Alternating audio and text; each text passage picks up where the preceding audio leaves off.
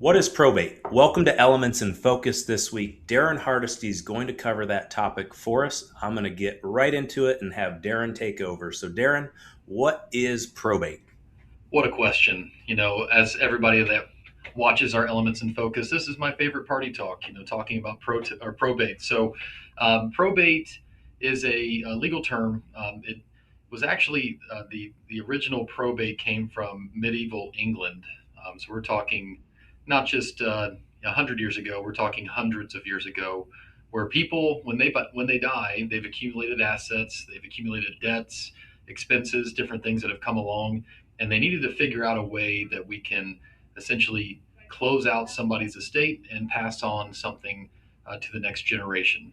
Make sure also a lot of debts are paid, for those types of things. Probate, just to do my research, I didn't know this until just recently, but probate is comes from a Latin term probare, which means to prepare or to prove.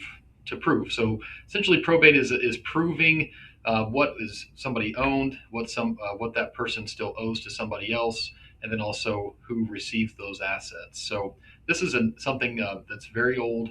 It's been around for a long time. At Financial Enhancement Group, we try to make sure that we help our families with their legacy plan to avoid probate.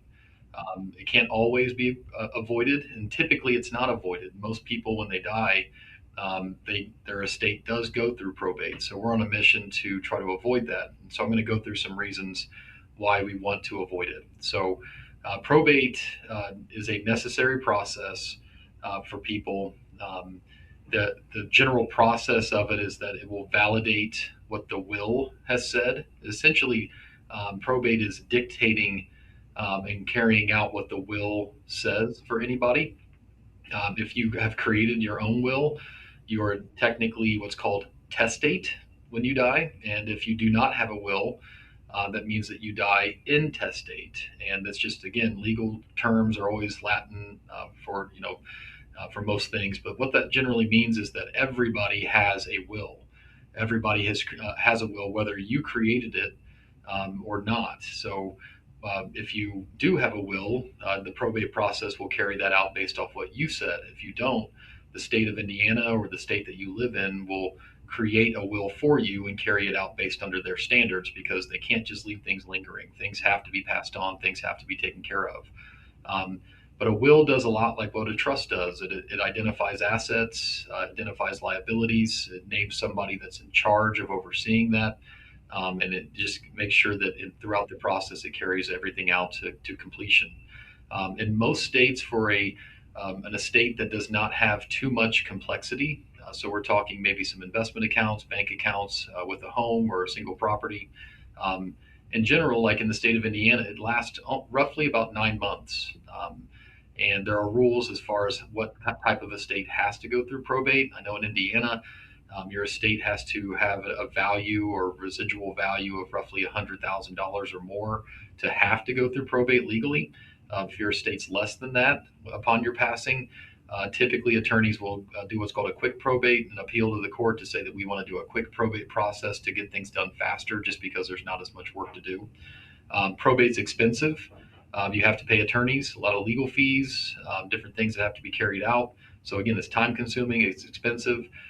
You can count on roughly whatever goes through probate, about 2 to 4% of that estate's value that goes through probate will go towards legal fees. So what we have learned through our attorney relationships is that most of the attorneys we work with, they want to help a family avoid probate by helping them with the trust. We help our families with beneficiary designations. These two things will skip over probate. And so even though they do that, the majority of the revenue that these estate planning attorneys make still comes through probate, because most people just don't have a plan in place to avoid it. So it is costly. And it's something that if you don't have to go through for your beneficiaries, for your heirs, there are simpler ways to go about it. And from our perspective, whenever we talk legacy planning with our families, we are trying to make sure that the plan, number one, avoids probate. We can do that again through a beneficiary designation. Those assets with beneficiaries attached skip over it, or through a trust. And if you have a trust and assets owned by your trust, that also skips over. A few other negatives, or at least one other negative about probate, is that it's public. It's a public record. So um, this goes back to the original reason for this. You got to imagine when people started having to do this, they didn't live close together necessarily, and so there needed to be time in general for people to travel to claim what was rightfully theirs from an estate. In today's world, things move much faster, but probate still moves pretty slow. If you have a very large and complex estate, keep in mind that probate can last longer. I personally have seen a probate process last 3 years. And during that entire time, keep in mind that an attorney's involved and they're billing and there's fees that are paid. So it's a good reminder for most people that just because you have a will doesn't mean that you're avoiding probate. In fact, your will is designed for probate. It has to go through that. So if you want to avoid it, which in general, most situations that we come across, there's no reason not to avoid it. If you want to avoid it, that's where working with somebody like Financial Enhancement Group, one of the advisors on our team, we really dive in to make sure that we are going through how your current setup is and reviewing it every year to make sure that nothing is slipping through the cracks to put your estate through probate. On a personal note, in my family, we had a grandmother who passed away, had set up a trust, had everything titled to her trust, had beneficiaries attached to her retirement accounts. Everything was set up, but she did have a bank account that was roughly $100,000. And at the time, Indiana's rules were anything over $50,000. And so everything, the vast majority of the estate passed without going through probate. But we had family that had to experience probate for $100,000 bank account. And so you can think you have everything figured out, but again, working with a team like ours and having us go through and review everything and make sure everything's up to date year after year will ensure that you can sleep better at night knowing that you've designed everything the way it's supposed to be. And your heirs, your beneficiaries, whether those are individuals or charities, aren't going to have to wait that 9 month process to have to receive what's rightfully theirs after you pass away. So probate is necessary. Again, most people go through it without even realizing that they're setting up to go through it. But there are ways to avoid it that are going to get the exact same plan across. Again, those are trust beneficiary designations. So we really encourage all people, if you have questions about it, if you want to make sure that your estate is properly set up.